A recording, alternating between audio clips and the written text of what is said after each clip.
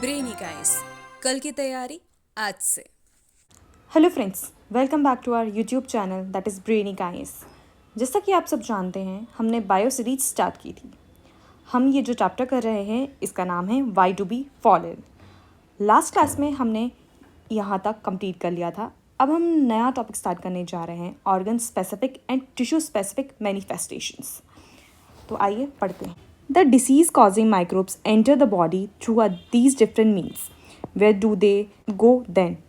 The body is very large when compared to the microbes, so there are many possible places, organs, or tissue where they could go. Do all microbes go to the same tissue or organ, or they go to a different ones? तो basically इस पे ये बोला गया है कि जो हमारी बॉडी है वो इतनी कंपैरेटिवली माइक्रोस्कोप से तो काफ़ी जो कि हमें दिख भी नहीं रहे हैं, और हमारी इतनी बड़ी ह्यूमन बॉडी है, तो जब माइक्रोब्स इसमें एंटर करते हैं तो ये जाते कहाँ हैं इतनी बड़ी बॉडीज़ में? क्या ये सेम जगह पे जाते हैं या ये अलग अलग जगह पे जाते हैं? और मतलब कौन सा बैक्टीरिया और वायरसेस कहाँ पे अपनी प्लेसेस डिसाइड करते हैं?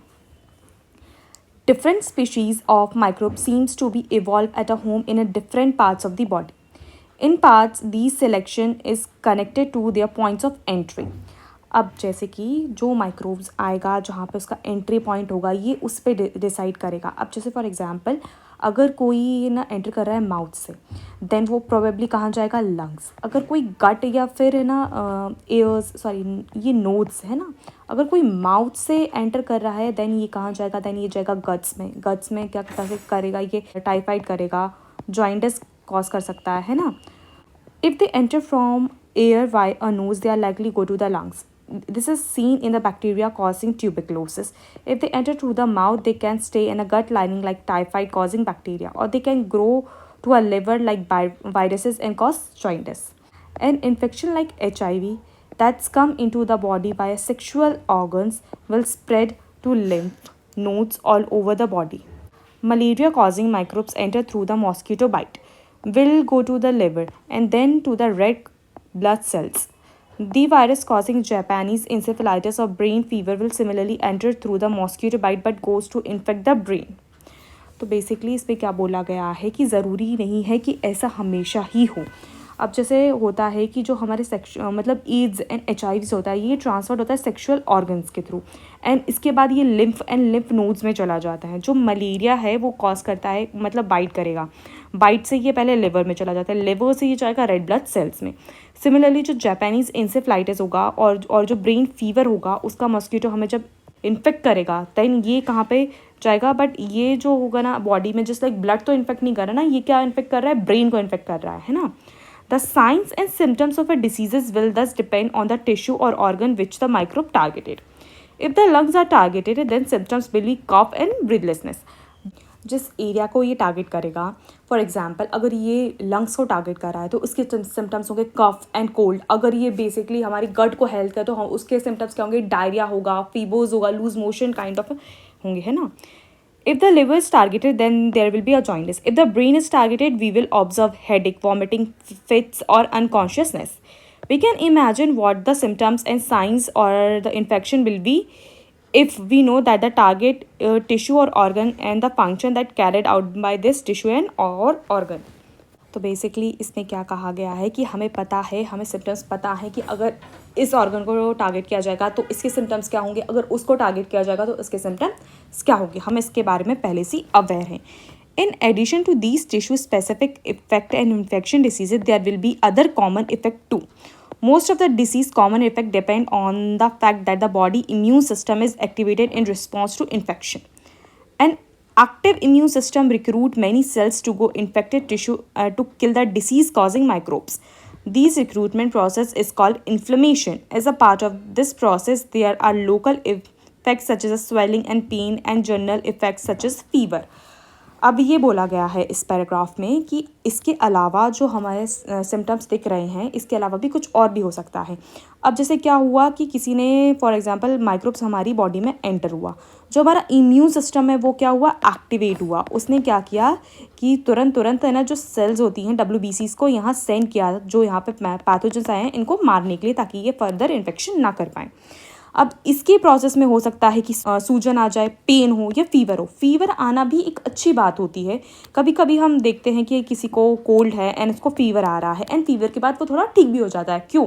फीवर एक प्रोसेस है जो क्या करता है कि बॉडी में जो बैक्टीरियाज हैं उनको किल करता है। उनको कैसे किल करेगा कि जो बॉडी में थोड़ा सा एक माइक्रोब्स होंगे वो मिनिमम एक ऑप्टिमम टेम्परेचर पे वर्क करेंगे। बट अगर फीवर आएगा तो हमारी बॉडी का टेम्परेचर बढ़ेगा, तो वो जो टेम्परेचर बढ़ रहा है एक तरीके से वो क्या कर रहा है, माइक्रोब्स जो हमारी बॉडी में है उनके लिए एक अनफेवरेबल कंडीशन ऑब्टेन कर रहा है जिससे वो ग्रो नहीं कर पाएंगे। और हमारी बॉडी जो वर्क कर रही है माइक्रोब्स के अगेंस्ट, वो भी एक जो प्रोसेस है उसमें भी फीवर आता है। तो फीवर आना समटाइम्स अच्छी बात हो सकती है। In some cases, the tissue, especially of the infection, lead to very general seeming effect. For example, in HIV infection, the virus goes to the immune system and damages its function. Thus, many of the effects HIV/AIDS are because of the body can no longer fight off the many minor infection that forced every day. अब जो HIV हैं, HIV का मतलब HIV है वो क्या करेगा, basically immune system पे अटैक करता है। तो इम्यून सिस्टम अगर एक्टिवेट नहीं है, वो चीज़ों को नहीं मार रहा है और हमें फीवर या फिर हमें सिम्टम्स नहीं दिख रहे हैं, तो बेसिकली क्या है, हमारा इम्यून सिस्टम इतना वीक हो चुका है तो हमें सिम्टम्स नहीं दिख रहे हैं और लोगों को क्या लगता है कि हम ठीक है। इसीलिए ज़्यादातर केसेस में क्या होता है कि बहुत टाइम तक हमें HIV और एड्स के सिम्टम्स नहीं दिखते हैं और वो बॉडी अंदर ही अंदर वीक होती चली जाती है। Instead, every small cold can become a pneumonia. Similarly, a minor gut infection can produce major diarrhea with blood loss ultimately. It is the either infection that kill the people suffering from HIV and AIDS. अब जैसे बोला गया है कि अगर हमारा immune cell activate है तो है ना, अगर एक्टिवेट है तो अच्छी बात है। अगर वो एक्टिवेट नहीं है तो क्या होगा, एक कॉमन कोल्ड मलेरिया में कन्वर्ट हो जाएगा, है ना। और जो हमारा एक बेसिकली जो डायरिया है अगर वो ज़्यादा बढ़ गया तो वाटर के साथ साथ अब क्या ब्लड भी लॉस होते चला जाएगा अगर वो ज़्यादा एक्टिवेटेड नहीं है। तो इसीलिए क्या होता है कि अगर जब HIV एंड एड्स में हमारा इम्यून सिस्टम इतना वीक होता चला जाता है, हमें सिम्टम्स नहीं आते हैं और हमें पता ही नहीं चल पाता है कि हम बीमार हैं। क्यों? क्योंकि हमें ऐसा लगता है कि हमारी बॉडी सही है, हमें सिम्टम्स दिखते ही नहीं है, हमारा इम्यून सिस्टम वीक हो चुका होता है। It is also important to remember that the severity of the disease manifestation depend on the number of microbes in the body. If the number of microbes is very small, the disease's manifestation may be minor or unnoticed. But if the number of the same microbes large, the diseases can be severe enough to a life-threatening. The immune system is a major factor that determines the number of microbes surviving in the body. We shall look into these aspects a little later in the chapter.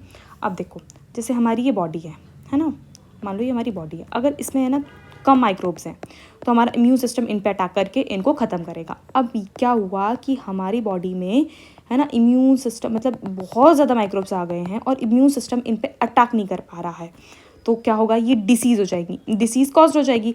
अब ऐसा तो है नहीं कि हम कभी बीमार नहीं पड़ते हैं, हमारा इम्यून सिस्टम हमेशा ही इतना स्ट्रॉन्ग रहता है और हम हम बीमार ही नहीं पड़ रहे हैं और हमेशा इतना एक्टिवली काम कर रहा है, ऐसा तो नहीं होता। कभी कभी बीमार भी पड़ते हैं। क्यों बीमार पड़ते हैं? जो हमारे बॉडी में माइक्रोब्स आए हैं वो इतनी लार्ज क्वांटिटी में है कि उनको इम्यून सिस्टम क्या नहीं कर पा रहा है, हैंडल नहीं कर पा रहा है, उनको मार नहीं पा रहा है ना। और वो जब इम्यून सिस्टम उनको मार नहीं पाता है, उनका नंबर बढ़ता चला जाता है, तो कुछ डिसीज़ क्या लाइफ थ्रेटनिंग हो जाती है और इंसान की इसमें मौत भी हो जाती है। Principle of treatment, what there is a step taken your family when you fall sick, have you ever thought why you sometimes feel better if you sleep or sometimes, when does the treatment involve medicines? Based on what we have learned so far, it would appear that there are two ways to treat an infectious diseases. One would be to reduce the effects of the disease, या तो हम उसका effect कम कर दें, and the other is to kill the cause of the disease, या हम उसका cause he ख़त्म कर दें, है ना। अब अगर जैसे हमें बुखार आ रहा है ना, अब हमें बुखार क्यों आ रहा है, अगर हम लोग नॉर्मली अगर पैरासीटामोल खा लेते हैं उनका बुखार ठीक हो जाता है, लेकिन बुखार बार बार आ रहा है। अब ये नहीं पता कि बुखार बार बार क्यों आ रहा है, तो बेसिकली क्या, मॉस्कीटो बाइट की वजह से क्या हो रहा है, बार बार बुखार आ रहा है, मलेरिया काइंड ऑफ आ रहा है, तो हम क्या कर सकते हैं, डायरेक्टली मॉस्कीटो मतलब ख़त्म कर सकते हैं। एक तरीका ये भी हो सकता है। तभी आपने बारिश के टाइम पे देखा कि जब नगर निगम वाले आते हैं हर जगह है ना, मॉस्कीटो कल यानी कि जो दवाइयाँ छिड़कते हैं, क्यों करते हैं, वो क्या करना चाहते हैं, जो दूसरा कॉज है ना उसके ऊपर जोर डालना चाहते हैं, to kill the cause of the diseases. जब कॉज ही मर जाएगा तो बीमारी ही कैसे होगी, है ना। For the first time, we can provide the treatment that will reduce the symptoms. The symptoms are usually because of inflammation. For example, we can take medicine that bring down the fever, reduce pain, and lose motion. We can take bed rest so that we can conserve our energy. This will be enabled to have more of it available to focus on healing. अब क्या कर सकते हैं, या तो फिर हम उसके जो सिम्टम्स हैं, है ना, बीमारी के, वो कम कर सकेंगे. जैसे हमें फ़ीवर आ रहा है तो फ़ीवर की दवाई दे दी तो फ़ीवर कम हो गया, है ना. बेड रेस्ट पे हैं ताकि क्यों हमारी, है ना, एक तो हम बीमार हैं, एनर्जी पहले से ही नहीं है ना, और हम काम करेंगे तो हम और बीमार पड़ेंगे. बेड रेस्ट पे इसलिए डाल देते हैं ये ताकि हम अपनी एनर्जी कंजर्व कर सकें और हम अपनी जो एनर्जी कंजर्व हो रही है उसको अपनी बॉडी की हीलिंग में लगा सकें. But this kind of symptoms direction treatment will itself will not make the infectious microbe to go away. The disease will not cured. अगर हम सिर्फ ऊपरी सतह पे काम करते रहेंगे तो ये काम नहीं करेगा. हम अगर हमारी बेसिकली अगर हमें कुछ इन्फेक्शन हुआ है और हम सिर्फ अपनी बॉडी के ऊपर हम ट्रीटमेंट कर रहे हैं तो वो असर नहीं करेगा. जब तक हम अपनी बॉडी के इनसाइड जो बैक्टीरिया माइक्रोब्स हैं उनको नहीं मारेंगे तब तक वो डिसीज़ कम्प्लीटली क्योर नहीं होगी. For that we need to able to kill off the microbes. How do we kill microbes. अब माइक्रोब्स किल कैसे करें. अब वो कोई चोर या फिर वो तो है नहीं कि हम पुलिस वाले भेजेंगे और वो उनको पकड़ कर लेकर आएंगे एंड देन काम समाप्त. देखो हमारी बॉडी में भी एक पुलिस काइंड ऑफ होता है, WBC, हमारा जो इम्यून सिस्टम, वही इसमें एक मेजर रोल प्ले करता है.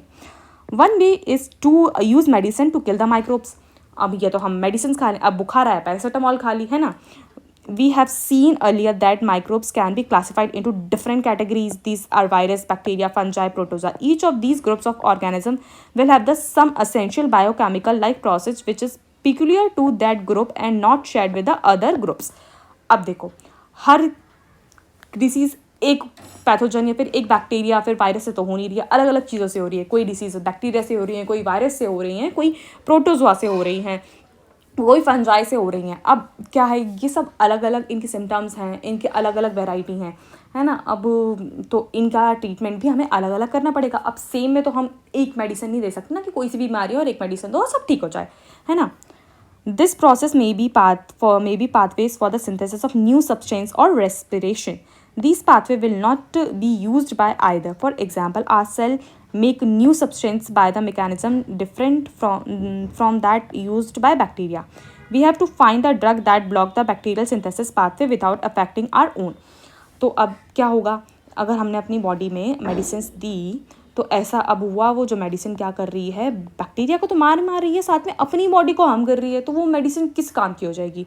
तो हमें क्या करना पड़ेगा कि जो मेडिसिन है उसको ऐसा बनाना पड़ेगा और हमें ऐसी प्रोसेस आइडेंटिफाई करनी पड़ेगी अपनी बॉडी और बैक्टीरिया में डिफ्रेंशिएट करके कि जो प्रोसेस क्या करे, सिर्फ और सिर्फ बैक्टीरिया को मारे, ना कि हमारी बॉडी को, है ना. This is what is achieved by the antibiotic that we are all familiar with. The similarly there are drug like to kill protozoa such as a malaria parasite. तो ये जो प्रोसेस और ये हमने मतलब केमिकल ढूंढा है, इसको हम क्या कहते हैं, इसको हम कहते हैं एंटीबायोटिक. एंटीबायोटिक क्या करता है, हमारी बॉडी को नुकसान नहीं पहुंचाता है और हमारी बॉडी में जो बैक्टीरियाज हैं उनको किल करता है. One reason why making antiviral medicine is harder than making antibacterial medicines is that virus have few biochemical mechanism of their own. They enter our cells and use our machinery for their life process. This means there are the relatively few virus specific target to aim at. Despite this limitation, there are now effective antiviral drug, for example a drug that keeps HIV infection under control. अब दोस्तों होता क्या है कि bacteria हमारी body में आया, है ना, इसका पाथवे हमारी बॉडी से क्या है, अलग है, इसकी अलग प्रोसेस है ना, सब कुछ अलग है. अब एक एग्जांपल देती हूँ. अगर मान लो हमारा घर है, हमारे घर में आए मेहमान, अगर कुछ लोगों को जानना है कि कौन इस घर का है और कौन इस घर का नहीं है तो हमें पता चल जाता है. क्यों, हमारी लाइफ उनकी मतलब डिफ्रेंसिएशन से कि लोगों को देख के ही पता चल जाएगा कौन इस घर का है कौन इस घर का नहीं है, एंड उसी प्रोसेस से वो आइडेंटिफाई करते हैं कि ये बाहर वाले हैं. इसी से ही हमारी एंटीबायोटिक स्पेसिफिकली मतलब करता है ये बैक्टीरिया है और ये ह्यूमन है. क्यों, क्योंकि इनकी अलग मशीनरी है, इनकी अलग मशीनरी है. पर अब वायरस में दिक्कत क्या होती है कि वायरस की कोई मशीनरी नहीं होती. अगर वो सेल के बाहर है तो जस्ट लाइक डेड है, लेकिन अगर वो सेल में एंटर कर गया तो ये अपनी उसकी कोई मशीनरी नहीं है, वो सेल की सारी मशीनरी यूज़ करेगा. अब आइडेंटिफाई करना बड़ा मुश्किल हो जाता है कि इसमें सेल क्या है और वायरसेस क्या हैं। तो इसके लिए एंटीवायरल जो ड्रग्स हैं उनको बनाना थोड़ा कठिन है, बट अब इतना कठिन नहीं रह गया है। अब कुछ कुछ केसेस में एंटीवायरल ड्रग्स बना लिए गए हैं, जैसे कि HIV को कंट्रोल करने के लिए, है ना। प्रिंसिपल ऑफ प्रिवेंशन, हम हमेशा बचपन से सुनते आए हैं prevention is better than cure, है ना। इलाज करने से अच्छा है कि हम खुद का ही बचाव करके रखें ताकि हम बीमार ही ना पड़े, है ना। All of what we have talked about so far deal with how to get rid of the infection in someone who has disease, but there are the three limitations of this approach to dealing with the infection disease. The first is that once someone has disease, their body function are damaged and may never recover completely. अब देखो, पहली बात तो अभी तक हम ये देखते आए हैं कि जो अगर किसी को मतलब इन्फेक्शन हो जाए तो कैसे बचाव किया जाए, लेकिन अब क्या होता है कि इसमें भी कोई लिमिटेशंस हैं। अब जो पहला लिमिटेशन है, अगर किसी को इन्फेक्शन हो गया है और कभी कभी इतना सीवियर इन्फेक्शन हो जाता है कि उसकी बॉडी रिकवर ही नहीं कर पाती है। The second is that the treatment will take time, which means that someone suffering from the disease is likely to be bedridden for some times even if we can give proper treatment। और एक तो treatment में लगता है time, एक तो तुरंत तो स्टार्ट नहीं हो कोई डिसीज़, अगर जो ज़्यादा सीवियर लेवल पे नहीं हुई तो वो तुरंत ठीक हो जाती है, पर कुछ कुछ डिसीज़ में बहुत टाइम लगता है, जैसे कि टाइफाइड हो गया, मलेरिया हो गया। अगर मलेरिया बिगड़ गया तो बहुत ही ज़्यादा, डेंगू में भी काफ़ी टाइम लगता है। हम ऑल्दो ट्रीटमेंट कर रहे हैं पर बॉडी को रिकवर करने में टाइम लगता ही लगता है। The third is that the person suffering from an infection disease can serve as a resources from where the infection may spread to other people. और इसके साथ ये भी है कि ज़रूरी नहीं है कि एक पर्सन ट्रीटमेंट पे चल रहा है तो उसको इन्फेक्शन नहीं हो सकता है, इन्फेक्शन हो सकता है ना। This lead to the manipulation of the above difficulty. It is because of such reason the prevention is disease is better than their cure, है ना। भले ही हम कितना भी है ना बीमारी का इलाज कर लें, है ना, लेकिन अगर बीमारी हो गई तो वो स्प्रेड होती ही होती है, और होने के साथ साथ एक तो दूसरों को भी होगी और खुद को ही और परेशान करेगी। हो सकता है बीमारी वापस लौट के आ जाए, तो इससे अच्छा क्या है, prevention is always better than cure. How we can prevent diseases? There are two ways, one general and one specific to each diseases. The general way is to preventing the infection, mostly related to preventing the exposure. एक तो ये तो हम exposure ही ना करें, है ना। अब हो सकता है कि हम बाहर ही ना जाए, अपने आप को एक रूम में बंद कर लें, ना बैक्टीरिया है ना वायरस है, कुछ हम कर ही नहीं रहे हैं, तो बेसिकली हम एक तो एक्सपोजर ही नहीं दे रहे हैं।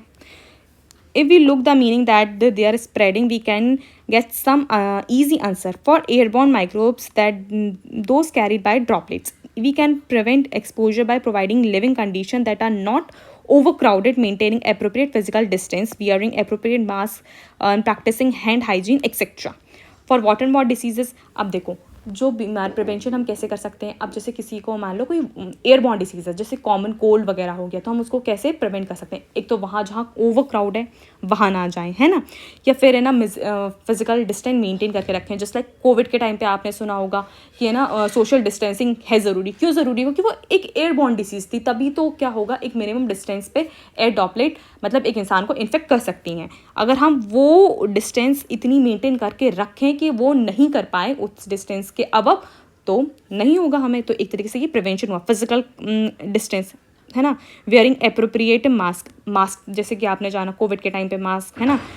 हाइजीन मतलब हैंड शेक्स एंड उनको मतलब गवर्नमेंट ने बोला कि आप इसके ना करते हुए नमस्ते करें, दूर से ही ग्रीटिंग करें, क्योंकि हाथ से भी अगर कोई एक इन्फेक्टेड पर्सन है वो स्नीज कर रहा है, कुछ कर रहा है, तो ड्रॉपलेट उसके हाथ में लग रही है।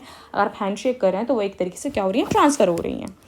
ये तो हो गई एयरबॉर्न की। अब अगर वाटरबॉर्न डिसीज़ है तो हम क्या कर सकते हैं कि जो वाटर है, तो देखें कि हम अच्छे मतलब सोर्स से पानी पी रहे हैं, जस्ट नहीं कि हमने अपना टेप वाटर खोला और पी लिया, या फिर बहती हुई किसी नदी में से, क्योंकि आजकल पानी इतना प्योर नहीं है ना। We can prevent exposure by providing safe drinking water. There can be done to treating the water to kill the microbe contamination. RO का ही पानी पिएं या फिर पानी को बॉईल करके पिएं। For vector-borne diseases, we can provide clean environment. This would not, for example, allow mosquito to breed. अब जो कैसी हो रही हैं वेक्टर बॉर्न डिसीज़, जैसे किसी मच्छर से काटने से हो रही हैं, तो हम क्या है मच्छर का ही पनपना बंद कर दें। जब बारिश का टाइम आता है तो सरकार बोलती है कि अपने आसपास पानी ना भरने दें, है ना। क्यों? क्योंकि उसी पानी में क्या मच्छर पनपेंगे तो वो काटेंगे तो क्या डिसीज़ स्प्रेड करेगा। तो ये एक तरीका क्या है, प्रिवेंशन है। सरकार क्या कर रही है कि आपको प्रिवेंट कर रही है। In other words public hygiene is one of the basic key to prevent the infection diseases, इसीलिए पब्लिक हाइजीन पे ज़्यादा जोर दिया जाता है. In addition to these issues that related to the environment, there are some other general principle to prevent infection diseases. To appreciate those principles, let us ask a question we have not looked at so far. Normally, we are faced with infections every day. If someone is suffering from cold and cough in the class, it is likely that the other children sitting around will be exposed to the infection, but all of them do not actually suffer from the disease. Why not? This is because the immune system. देखो, पहली बात तो क्या है कि हम बाहर का मतलब देख रेख कर सकते हैं कि है ना एयरबॉर्न डिसीज़ है तो हम फिजिकल डिस्टेंस कर सकें, है ना, मेंटेन करके मास्क पहनेंगे, या फिर बैक्टीरिया अगर वाटरबॉर्न डिसीज़ है तो हम पानी मतलब सेफ पियेंगे, आरओ वाटर पियेंगे. एक तरीके से बैक्टीरिया डिसीज़ है तो हम क्या करेंगे, मच्छरों को मार देंगे. बट इसके अलावा भी एक मेजर फैक्टर जो प्ले करता है वो है हमारा immune system.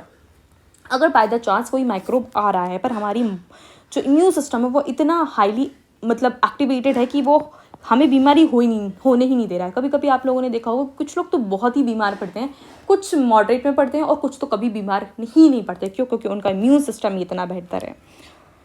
For our body is normally fighting off microbes. We have cells that specialize in killing infection microbes, WBC, है ना. These cells go to infection each time infecting microbes enter the body. If they are successfully, we do not actually come down with any disease. अगर देखो microbes body में enter किया, immune system ने भेजे WBC और इन्होंने क्या कर दिया, खात्मा कर दिया, तो क्या हुआ, हम बीमारी नहीं होंगे अब. The immune cells manage to kill off the infection long before it assume a major proportion. As we are noted earlier, if the member of an infection microbe is controlled, the manifestation of disease will be minor. In other words, becoming exposed to the infected with infection microbes does not necessarily mean developing notable disease, है ना. Microbe आते ही से ही हम ख़त्म कर दे रहे हैं और वो माइक्रोब्स जो आया हमारी बॉडी में बढ़ ही नहीं पा रहा है, तो हमारी बॉडी में डिसीज़ नहीं होगा और हमें कुछ फील ही नहीं होगा एक तरीके से. So one way for looking a severe infection diseases is that it represented a lack of success of immune system, है ना. अगर हमारी बॉडी में इन्फेक्शन हो रहा है तो एक तरीके से यही दिखा रहा है कि हमारा इम्यून सिस्टम अभी वीक है, वो अच्छे से प्रॉपर फंक्शन नहीं कर पा रहा है. The functioning of the immune system, like any other system in our body, will not go if good if proper and sufficient nourishment and food is not available. Therefore, the second basic principle of the prevention of infection disease is that availability of proper and sufficient food in every. अब देखो जो immune system है वो एक तरीके का, जैसे हमारी बॉडी में और भी सिस्टम्स हैं, जस्ट लाइक सर्कुलेटरी सिस्टम्स हैं, है ना, रेस्पिरेटरी सिस्टम है, डाइजेस्टिव सिस्टम है, इसी तरीके से हमारा क्या है, इम्यून सिस्टम है. और ये वर्क कैसे करेगा, जब हम हेल्दी फूड्स खाएंगे, है ना, हम अपनी बॉडी को बैलेंस डाइट देंगे, है ना, प्रॉपर रेस्ट करेंगे, प्रॉपर स्लीप करेंगे, है ना, एक्सरसाइज करेंगे, है ना, मेडिटेट करेंगे, तभी तो हमारी बॉडी हेल्दी रहेगी. और बॉडी हेल्दी रहेगी तो इम्यून सिस्टम स्ट्रांग रहेगा, और इम्यून सिस्टम स्ट्रांग रहेगा तो हमारी बॉडी डिसीजेस कैच नहीं करेगी. तो इसमें यही बोला गया है. सो आज के लिए बस इतना ही. आगे बने रहिए. Please follow and subscribe our channel. Thank you. जय हिंद, जय भारत.